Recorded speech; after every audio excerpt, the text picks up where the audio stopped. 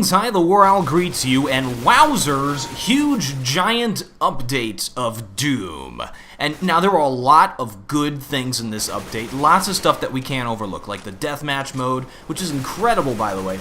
And this video, though, is not to address all that other stuff. This is to address the concerns that I and many other players have over the recent recoil changes in the gun overhaul. Valve made drastic changes to how the weapons in the game work. First, we have the changes to the signature weapons, the AK-47 and the M4. Both of them had the randomness factor taken out of how they shoot, which makes them perfectly predictable every time that they're fired. They didn't have the randomness factor reduced, they had it completely removed.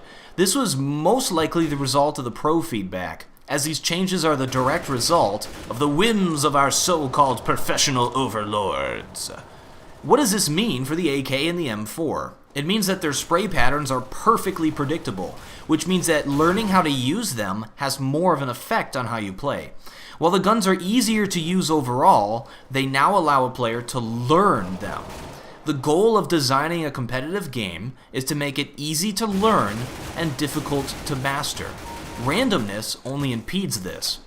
Next, we have the P90 Nerve, which, let's be honest, everybody was for this, except those noobs who strafe back and forth spraying with the P90, but good riddance. The only change they really made to it is that they made it less accurate, so now it's more of a spray weapon. The only problem I see with this is that we may not see it ever used again in competitive play because of the ratio of price to effectiveness and the other alternatives to it. But I mean, we're probably not going to see very many awesome weapons anymore, to be honest. I'll go over that a little bit later, I'm not going to touch on that now. Next, we have the changes to the AWP, which is simply an increase in the kill reward from 500 to 100. When you kill an enemy in Counter-Strike Global Offensive, you get a certain amount of money, and the AWP would previously only grant $50 per kill.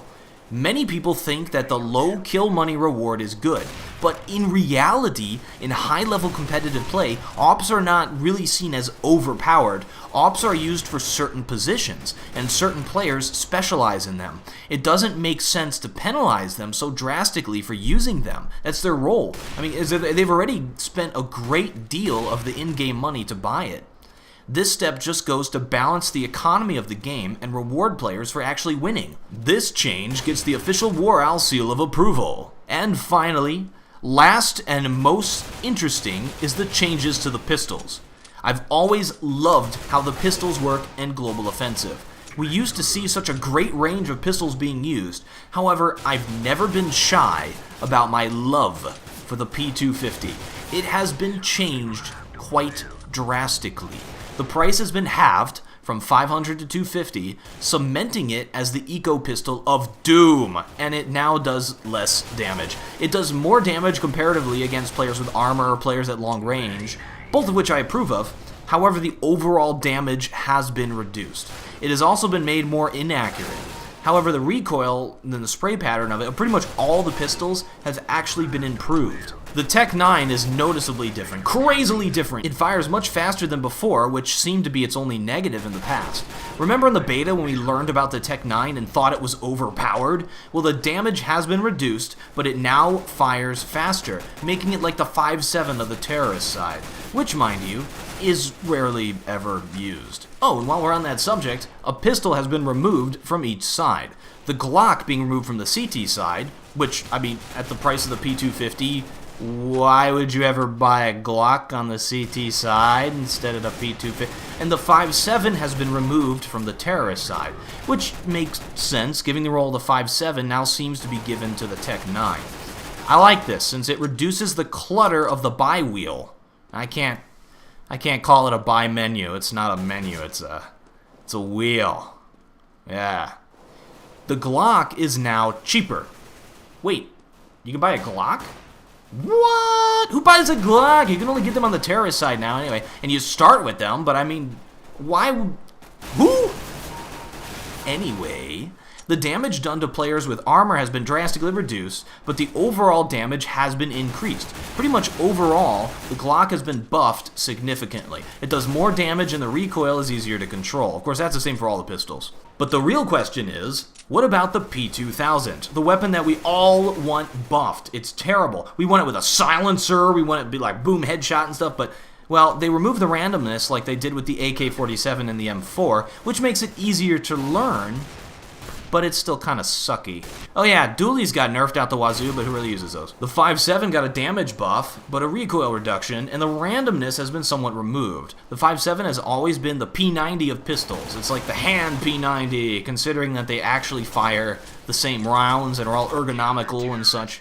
Now, before I get to the kicker and start ranting at you, the Molotov price on the terrorist side has been reduced from $850 to $500, which makes perfect sense, since the Molotov was really only overpowered when used by the CTs, and hopefully this will encourage more incorporation of the Molotov into terrorist strategies.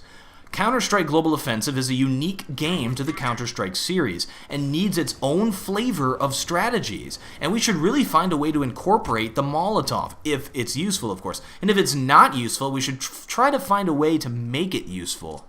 Oh yeah, and the Mag 7 isn't as accurate on the ladders, but who really cares?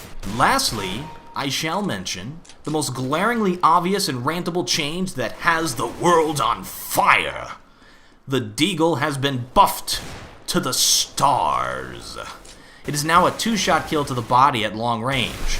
What? I mean, they increased the kickback and everything so you can't spam it as well, but it's so overpowered right now. It's pretty much like a hand scout, like a scout that you shoot out of your fingers. So it's back to the hand cannon we all fell in love with, but is this good for Counter-Strike Global Offensive? I pose the question.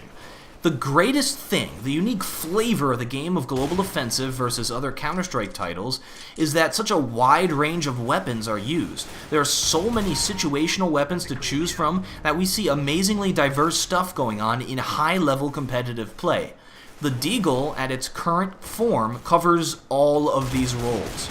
Now let me list for you here the weapons that have been used in high-level competitive play that might no longer be used because of this Deagle buff.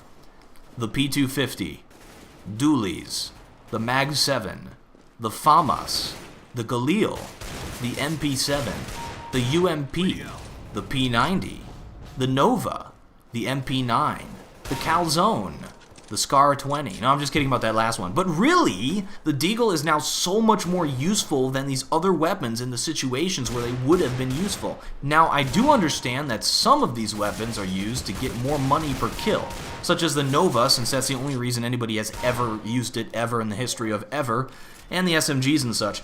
And that the Galils and the FAMASes are used for their range and their high rate of fire as well, but you just have to get 2 body shots with the Deagle, or 1 headshot per kill. It's so incredibly powerful.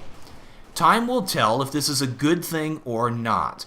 I say that if we do see a diminished diversity of the weapon choice, that this was a bad idea, and that steps should be taken to reduce the damage of the Deagle.